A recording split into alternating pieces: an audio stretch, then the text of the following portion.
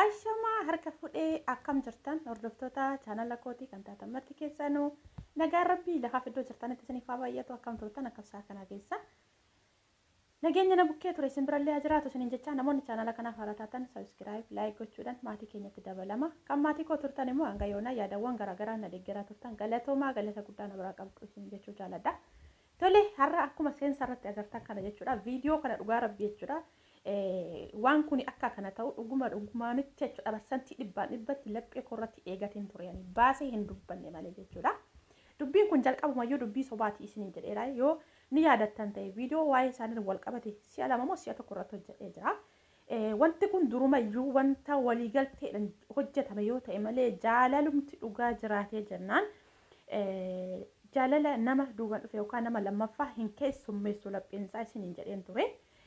Wanti jalqaba mucayyoo kana yookaan fiqir irratti ta'aa ture barsantii dhibbatti akka soba ta'e beekamaadha jechuudha.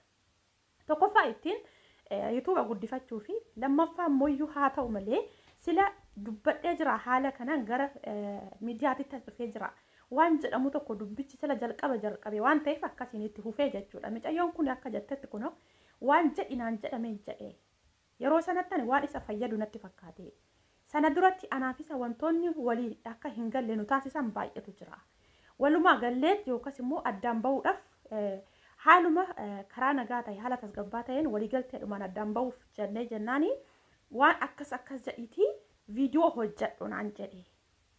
Hojjedhee jennaan duuban immooyyuu jechuudha jaarsi ergamee jira. Maatii ishiititti mina wanti jedhamu sun soba. Kana duras gadi kaasee jirti wanti akkas jedhu kun soba.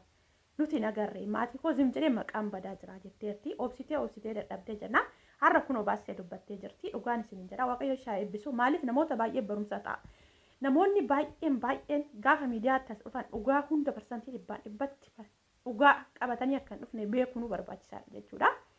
Sobaan akka sanatti jechuudha boo'atii maal ta'aatii kan ture dhugaan isiniin jedha amma amanee jira mucayyoo kanarratti jechuudha maaliif haasofni ishii waan tokko waan itti dabalame waan irraa hiramellee hin qabu jechuudha. Ijoollee baay'een namoonni baay'ee waan kana shakkaatii turanii shakkineellee jira jechuudha. Dhugaan isiniin jedhaa yeroo mucayyoo kanaan wal baru yookaan yeroo mucayyoo ishee lammataatiin wal baru ruuttaadhaan wal baru of fuudhuudhaaf gamada baatee kaataa ture. Akkasumas isinitti meera nama of ajjeesuuf kaataa jiru akkamitti kaameraan duuba kaatan lafa inni dhaqee akkamitti argan itti mateetuma deeme malee yookaan wanti kuni hojiidhuma silaa takka kanaan as dhufnee akka kanatti namnis nuu hordofaa. Akkasuma viiwuu laayikii baay'ee arganna waan jedhan sila yaadaniif viidiyoon kun waraabame isiniin jedhee jiraani gaafanni gamana fudhatee of fuudhuu dhaqu sanallee jechuudha. Of fuudhuu hin dhaqne warreedii viidiyoo waraabaa jiranii ani jalqabumayyuu xaraxaree jira jechuudha waan kana xaraxaree keessan seene jechuudha. Dhugaa barsantii dhibbaa waan isin oskine ani gaafuma sanan dubbadhe lammataallee irra deebi'een dubbanne viidiyootillee hin hojjenne waa'ee isaanii jechuudha. Kanaafiyyuu wanti kun wanti kana dura dalagamaa ture barsantii dhibbatti soba ta'uusaa dhugaaf viidiyoo mucayyoo kanaa ilaalee jennaan maaliif waan laphee korratti yaadaa ture yookaas immoo waan shakkii keessa kooti qabuuf akka waan gaafii tokko gaafattanii deebiin isinii deebi'eetitti dhugaa tasgabbii tokkoon argadha jechuudhaan gama kootiin jechuudha. Kanaafiyyuu yeroo baay'ee namoota baay'eedhaaf maal ta'a wanti kuni namoonni gara miidiyaatti dhufan yeroo kamiyyuu akka dhugaa qabatanii hin dhufne yookaas immoo barsantii dhibbatti wanti isaan irraa haasa'an sun wanti isaan irraa dubbatan suni dhugaarratti akka kan hundaa'e akka hin taane nama amansiisa jechuudha. Kanaaf mucayyoon kuni waanuma godhi jedhameen yookaan waan dalage jedhameedha kan isheen dalagaa turte. Tokkoffaa mucayyoon kuni yoo akkasitti ilaalu ijoollummaa ni qabdi. Ijoollummaa yeroo isiniin jedhu jira namni tokko namni sammuun isaa bilchaate akkasumas battala sanatti jechuun isaa malee duubatti wanti kuni boru maqaa koo balleessuu danda'a. Jireenya koo irratti gufuu natti ta'uu danda'a. Akkasumallee jechi kuni boru maatii koo gaafachiisuu ni danda'a. Maatii koo miidhuu hin danda'a jetteet bal'istee ilaalcha addaatiin garagalchitee ilaaltee tureyyuu jechuudha. Sa'aatii sanatti sila karaa nagaatiin erga walii galanii addaan bahuudha ka'anii maaliif waanuma gaarii waan isa fayyadu itti fakkaata isheetti jechuudha. Deebi'ee akka boru maqaa ishee balleessu deebi'ee boru akka gufuu isheetti ta'u wanti tokko wanti ishiin irraa hubatte hin jiru. Garuu har'a deebi'ee boru jireenya isheetti illee akka gufuu ta'aa jiru sababa barteef har'a dhugaa jiru gadi baatee dubbatte. Akkasumas immoo maatiin kan koo haga iddoo seeraallee deemanii jara kana gaafachiisuu danda'anitti kahanii turanii garuu wanti kuni jireenya namaa baxabbaxaa asumatti haa dhaabbatu bakka ni gaha waan jedhuun maatii kollee dhorke jettee jirti kuni dhugaadha dhugaa mucayyoon kun ni sobdi hin jedhan dhugaan isin jedha. Maaliif wanta kana namoota baay'ee keessantu deebii kana eegee dhabe. Eengeddumallee viidiyoo micayyoo ishee ammaa walii ruutaa wajjin haasa'e irratti agartanii jirtu yoo ta'e irra dibeetuma bira darbe dubbii kana. Namoonni baay'een garuu gaafiin isaanii wanta sana dhugaa nuuf godhaadha. Ifa nuuf godhaadha. Garuu ifa hin goone inni irra dibee darbe. Akkuma isheen amma jette jechuudha. Yeroo baay'een isa eege ni deebisa jedhee malsii gaa uummataaf ni kenna jedhee eegaa ture. Garuu inni abaabbalee irra darbaa jira. Kanaaf dubbachuun narraa eegama. Yeroo macarrashaa yookas yeroo dhumaatii har'a dubbachuun narraa eegama waan jedhuun dubbadha jettee jirti. Dhugaa Waaqayyoon dhugaa si haa dubbisu. Kanaaf dhugaan isiniin jedha. Namoonni baay'een akkasitti cannaqamaa dhiphataa dhuguma akkasitti inni ofudhee maal ta'e boo'ee waa meeqataa ture suni hone jedhameeti dhugaa. Maaliif ani maatiidhaan walii galee akkatti viidiyoon sun waraabbamaa jiruun haaluma viidiyoo isaanii yeroo baay'ee yoo ilaalu irratti naaf galaa dhufe jechuudha. Adeemsa keessa jechuudha. Dheerataatiillee dhufe. Kanaaf jaarsillee hin ergamne maatii kootti sobaa. Wanti tokkoyyuu hin jiru soba jettee jirti. Waaqayyo walumaa galatti dhugaa si haa dubbisu. Dhugaa dubbachuun maaliif boru akka nama amanamaa ta'an yookaas immoo amanamummaa namaaf kenna waan ta'eef jechuudha. Kanaafuu har'a namoonni baay'een namoonni mucaa kana wajjin dhiphataa waa tokko waa hedduu ta'aa turtan suni har'a gaafii argattan jedheen amana keessa kootti jechuudha. Ani gaafuma mucaan fuudhuudhaaf jedhanii kaameraa baatanii obboleettiin akkas taatee kaameraa baatanii duuba kaatanii waliin mari'ataniituma.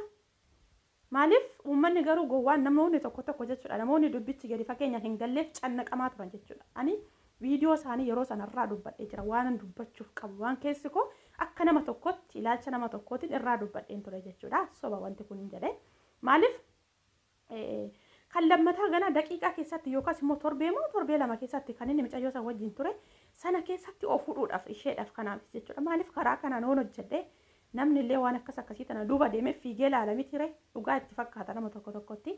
Karaa kana silaa kallattii tokkoon miidiyaan koo guddataa jira. Karaa biraatiin immoo beekamtiin argadha waan jedhu tokko sila jalqabee faayidaa isaa argaa waan dhufeef sobaan akkasumatti dubbichi itti dabalamaa dhufee kan sancaalu ndaamu wantoota sancaalu dalagaa ture jechuudha. Kan mucayyoo biratti jaarsi ergamuu irraa kan hafe akkasuma wanta baay'een jechuudha. Kanaaf obboloota koo ana asirratti akka nama tokkotti maaliin isin gorsuu yookaas immoo akka nama tokkotti yaadni ani qabu maalidha?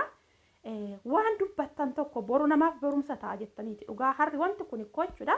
Miidiyaarra waan ba'eef jechuudha. Dhugaan isin jedhaani. Maal jedhani? Wanti miidiyaarra tokko ba'ee fi maqaan tokko ba'e hin deebi'u jedhani. Kuni boru hin haqamu. Viidiyoon kun eessumayyuu hin haqamu. Boru ittiin waqqafamuun keessan hin oolu. Boru ittiin waan tokko bakka ammuma isin viidiyoo gadhiistan maqaan keessan ittiin ka'uun hin oolu jechuudha. Isaan immoo waan sobaa waa kana durayyuu akkas ta'an jedha namni iyyuu jechuudha. Kanaafuyyuu waan dhugaa wal qabate tokko waan uummatallee amansiisu waan isinittillee gufuu hin taane isin bira darbee namoota biraallee kan hin miine dalagaa gaafa dalagdan viidiyoo inni nan yeroo baay'ee dubbadhu liisa kana jechuudha. Dhugaan jedha akka maalumaafuu inni sobu midhayyittiin immoo maaliif hojjechuudhaaf yookaan kaayyoo ishee bira ga'uuf abjuun mul'ata isheetitti deemuudhaaf gufuu fuuldura ishee jiru akkasumas immoo jechoota faallaa ishee faallessan of fuuldura kaastee imaluu waan barbaaddeef dhugaa jirtu dubbattee jirti. Yeroo dhumaa yookaan yeroo macarrashaa kan irraa dubbadha jettee jirti. Waaqayyoon dhugaa ishee dubbisu. Kanaafuu irraa baradhaa isin jechuu barbaada obboloota koo. Waanuma kamiifuu namoota hedduudha barumsa ta'uu danda'a. Akkasumas mucayyoon ammaa kun illee amma keessa isheetitti shakkii adda addaa uumuu dandeessi. Tarii wanti kun isheetti wanti isheedhaaf ifa hin taane jiraachuu danda'a ta'a. Hin beekamu sana rabbi beeka. Lakkaa isheedhanis kan akkana jedhe borunarraas akkana gaara waan jedhu itti dhaga'amuu danda'a yaada. Tarii dhageesseetti taanaan waaqayyo isaan milkeessu hin dhageenye taanaan garuu isheetti illee gaafii akkasumallee gufuu itti ta'uu ni danda'a jedhe yaada akka keessa kootitti. Egaa obboleettii keenya eebbifamii dhugaa si haa dubbisu dhugaa dubbattee jirta. Jabaadhu siin jedha namni kamiyyuu dubartii yeroo kamittiyyuu jechuudha. Yoo nuti iddoo guddaa ofiif kennine iddoodhuma guddaa sana jirra. Iddoo xiqqaa yoo ofiif kennine iddoodhuma xiqqaa sana jirra waan ta'eef kanaaf iddoo guddaa ofiif kennuun bootaa ofiif kennuun baay'ee barbaachisaadhaan isiniin jedha. Dhugaa hedduu takka gammadee dubbachuu isheet irratti namoonni baay'een viidiyoo ishee jala deematii jajjabeessaa dhugaa baay'ee tokko dasna jette maaliif akka ta'e hin beeku. Dhugaa bakka waan dhugaa wal qabate yeroo kamiyyuu nama ni gammachiisa sababa ta'eef jechuudha.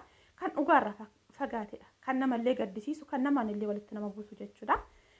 Kanaaf akkasiin isiniin jedha yaadni koo inni har'aa kana fakkaata baay'een gammade dhugaa dubbachuu isheetti hedduu takkaan gammade gama kootiin.